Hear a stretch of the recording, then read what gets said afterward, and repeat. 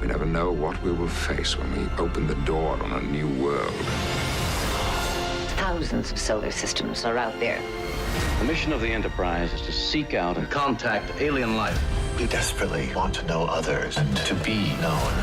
With Star Trek, I'm an immigrant from the Philippines, and I grew up watching Star Trek, and when I first started watching it, it was wonderful because there were all of these aliens and people from different planets and different worlds, and it made me feel like, oh, I'm just one of those. I belong just as much as they belong. I love the adventure, and I think the costumes were such a great reflection of, you know, visiting these other planets and seeing different aliens. I mean, when we think about aliens, do we ever think about what they're wearing? We do, because of films like Star Trek.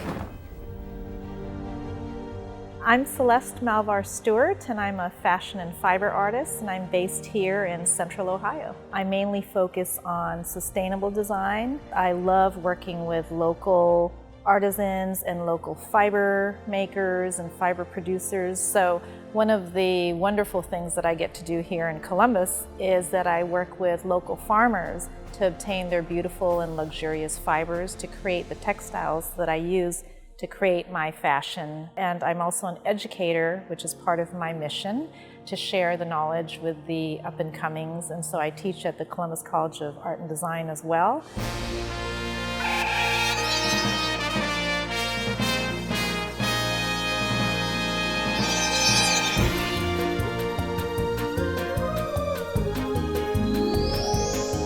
On July 24th, Emily Strand, who is a scholar and a big Star Trek fan, and I will be walking visitors through the Star Trek and Worlds Beyond exhibition at the Decorative Arts Center of Ohio in Lancaster. We'll be looking at construction, the design aspect, who the original designers were, maybe what they were thinking when they designed the costumes, from what perspective, you know, maybe they were thinking about the motion and the reach and the physicality of each piece, as well as the materials. I got a very brief message from Justin. I'm doing Star Trek. Do you want to do it? And my answer was like, are you kidding me? Of course I want to do it. I wanted to change a little bit of the fit of the uniforms and fabrics. There are a couple of pieces, they're like a pair, which are really beautifully created using actually upholstery fabric, and they were made for the Starbase Yorktown Vulcan Ambassador. And they're very Asian influenced. You can see the influence of Asian costume. It's kind of a combination of different Asian aspects because they look kind of kimono-like, you know, being very Japanese, but they also use the fabric which is called ikat, which is very prominent in places like Indonesia and even the Philippines where I'm from. So it looks like just a fusion of this Asian influence, and it's very layered and very architectural. They're very striking pieces, and the designer for those pieces is Sanja Milkovic Hayes. Father.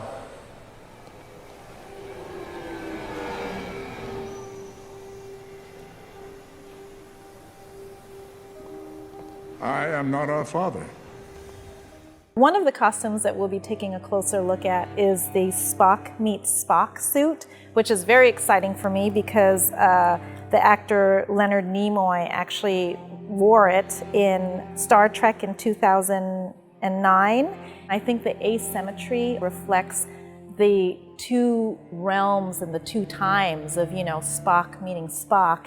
That idea of they're not aligned, but they somehow still weave well together, and their intersection is still really interesting and intriguing. This particular costume was designed by Michael Kaplan, who's one of my favorite designers, who also designed for Blade Runner.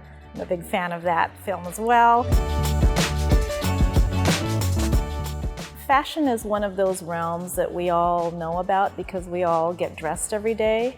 So I think it's one of the most impactful areas of our lives. We make choices every day what we'll wear, because I think, you know, a lot of times what we wear is a reflection of our identity, of how we're feeling. There are these different areas of fashion. There's the fast fashion industry where we'll go to a brand store and will buy a t-shirt, or a pair of jeans, and then there's also the artistic aspect of fashion. I'm definitely a slow fashion designer. There's a movement now, and it's been happening slowly over the last 10 years maybe, where fashion designers and makers and creators are starting to slow down.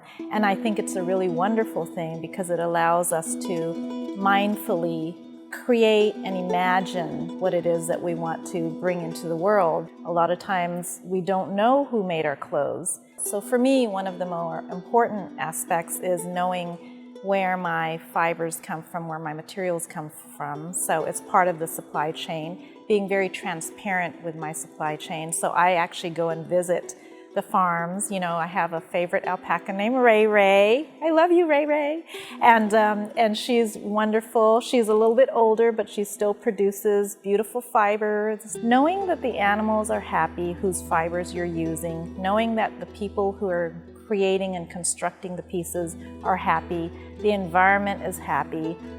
There's something about that energy that I think transfers onto us when we put these garments on. I think it's better for not just society, but the environment and economy. We're supporting local in the best way possible, not just people and farmers, but the animals. It just feels wholesome. There's not that much of a difference between fashion and costume. So if we look at film, costumes play such an important role because we don't really have an idea about the person and their personality and their role really without their costume. Their costume tells us a lot about them, just like us in everyday life. And so that intersection is really wonderful to see in this exhibition because I look at the costumes that the different characters are wearing, and right off the bat you can kind of have an idea. A lot of the costume, they are just made to be worn that one time.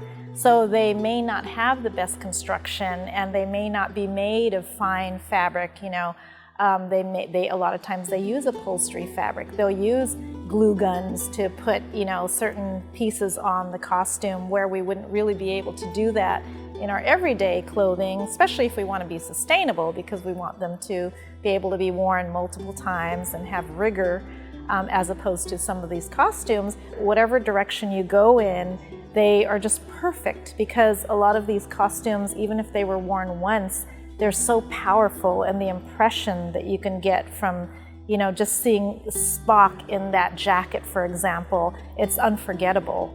And I think that's the great impact of both costume and fashion.